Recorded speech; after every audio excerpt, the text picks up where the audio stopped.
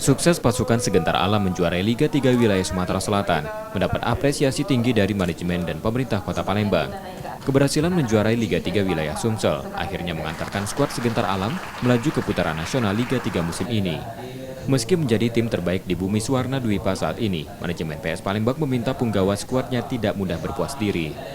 Dalam waktu dekat, manajemen PS Palembang akan merekrut sejumlah pemain anyar, melengkapi skuadnya di putaran nasional Liga 3 nanti. Pertama, kami dalam waktu dekat akan segera manajemen akan rapat, dan yang kedua akan mencoba memetakan pemain mana saja yang akan kita rekrut, tetapi listnya sudah ada di Likud Jarod.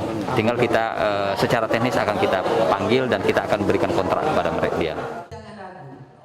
PS Palembang juga meraih double winner setelah mampu menjuarai Piala Gubernur Sumsel dan kompetisi Liga 3 Sumsel.